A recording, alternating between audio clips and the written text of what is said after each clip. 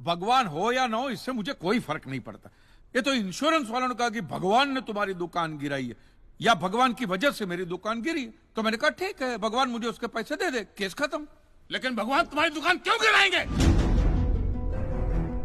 मूर्ख कहीं का। स्वामी जी प्लीज, जो कुछ भी कहना है विटनेस बॉक्स में आकर कहें।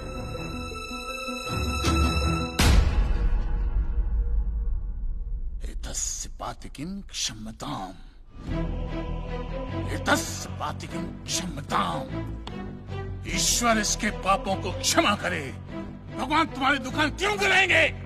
मैं भी तो वही कह रहा हूं, भगवान मेरी दुकान क्यों गिराएंगे?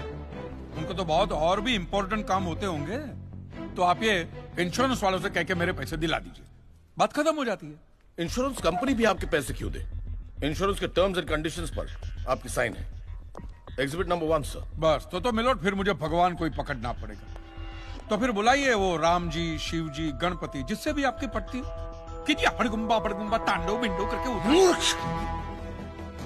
मोक्ष की प्राप्ति होती है तभी भगवान मिलते हैं। तेरे जैसे तुच्छ मनुष्य के लिए भगवान धरती पर नहीं आएंगे। होंगे तो आएंगे ना महाराज। अरे क्या इतना लाखों का टर्नओवर है आपको, और थोड़ा ही सेटलमेंट करना, कर दीजिए, मैं तो कैश डिस्काउंट भी दूंगा। सच। I object my Lord.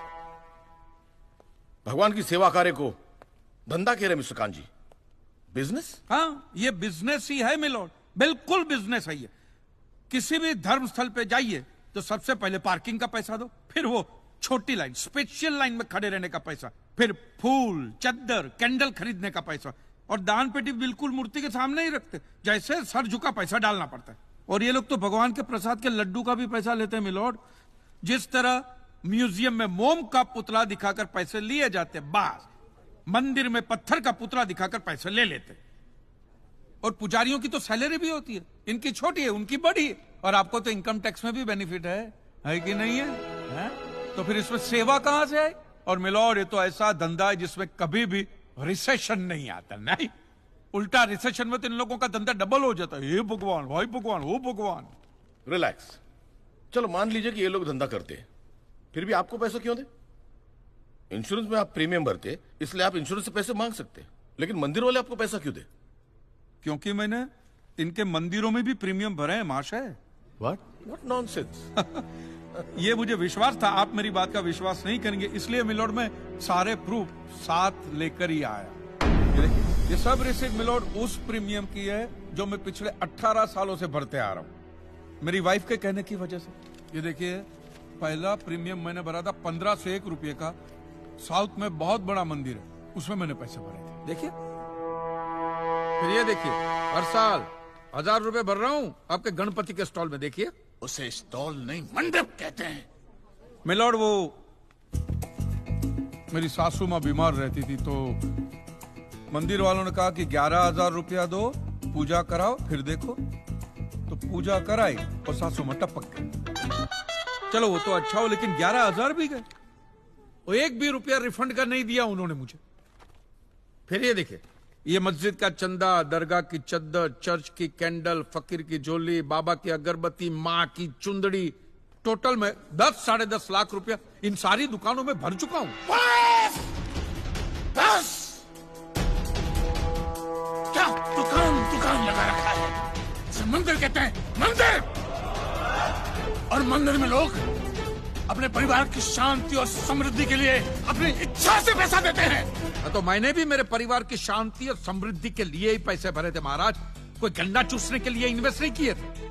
लेकिन आपके भगवान ने मेरी शांति उखाड़ के फेंक दी, क्योंकि भूकंप तो मिलोड सिर्फ भगवान ही ला सकते, इंसान के बस की तो बात है ही नहीं। तो मुझे बताइए, मेरा हक नहीं बनता भगवान से पैसे वसूलने का? मिस्टर कांजी, आपका झगड़ा भगवान से है ना, तो डायरेक्ट भगवान से पैसे मांग लीजिए ना, मंदिरों के पास क्यों मांग रहे हैं?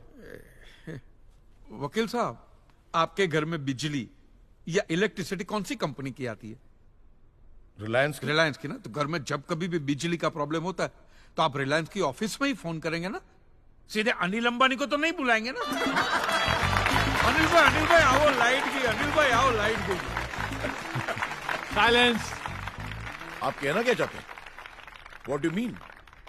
ये जो साधु यहाँ है, ये जो पंडित जी यहाँ है, ये क्या भगवान के ऑफिसर्स है? नहीं नहीं, ये लोग ऑफिसर्स नहीं है भाई। ऑफिसर तो पढ़े लिखे लोग होते हैं। ये लोग तो देखो देखो मुंह देखो, सेल्समैन है मिलोड, सेल्समैन। भगवान के कलेक्शन एजेंट है, क्योंकि इन्होंने भगवान की फ्रेंचाइजी ली। न्यायाधीश महोदय, ये मनुष्य नास्तिक है। जो ये कह रहा है उसका ज्ञान स्वयं से नहीं है, परंतु हम तो साधु हैं, इसे क्षमा कर देते हैं। लेकिन इस अधम पाप के लिए दुनिया इसे कभी माफ नहीं करेगी। तेरा घर से निकलना कठिन हो जाएगा अगर भगवान के विरुद्ध कुछ भी कहा तूने। मैया मोरी, ये आपको मेरी चिंता हो रही है कि मिलोड के सामने मुझे चेतावनी दे रही हैं? हमें जीव मात्र की चिंता है। तो फटाफट पैसे निकाले, बात खत्म कीजिए फिर। My Lord, this is enough. ये डोनेशन रिसीट्स है, जनरल सबमिशन। भगवान और मेरे क्लाइंट के बीच कोई एजेंसी एग्रीमेंट नहीं है। कांजी बेतु की बात कर रहे हैं। इतनी छोटी सी बात के लिए भगवान पर केस नहीं हो सकता। छोटी बात मिलोड, ये छोटी बात नहीं है। वो दुकान मेरा सब कुछ है, मेरी रोजी रोटी, मेरे बीवी बच्चों का सहारा वो दुकान है। और एक एक रुपया जोड़ के दिन रात की मेहनत के बाद मैंने वो दुकान बनाई थी। आज वहां पे सिर्फ जमीन का टुकड़ा रह गया है, वो भी कोई लेने को तैयार नहीं है। ये मंदिर वाले कहते हैं श्रद्धा से दान दो, आपका कभी बुरा नहीं होगा। और इंश्योरेंस वाले कहते हैं टाइम पे प्रीमियम दो, बुरा हुआ तो हम है ना। तो मैंने तो दान भी दिया है मिलोड, और प्रीमियम भी भरे, और आज दोनों के दोनों ने हाथ ऊपर कर लिए। मैं एक मामूली आदमी, मिडिल क्लास में, मेरा परिवार, मेरे बीवी बच्चे रास्ते पे आ जाएंगे। नहीं मिलोड, आपको मेरी बात इस अदालत में रखने का मुझे मौका देना ही चाहिए। और भारत का संविधान भी मुझे मेरी बात इस अदालत में रखने का हक देता है। प्लीज।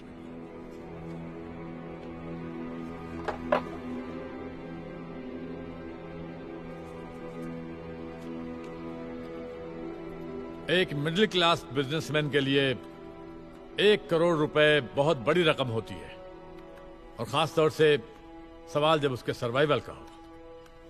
इसलिए यह अदालत कांजीलाल जी के मुकदमे को एक्सेप्ट करती है।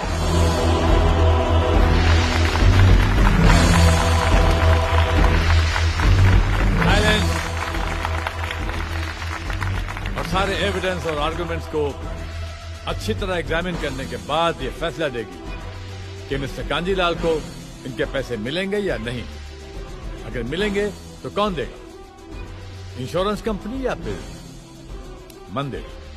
Court is adjourn for the day.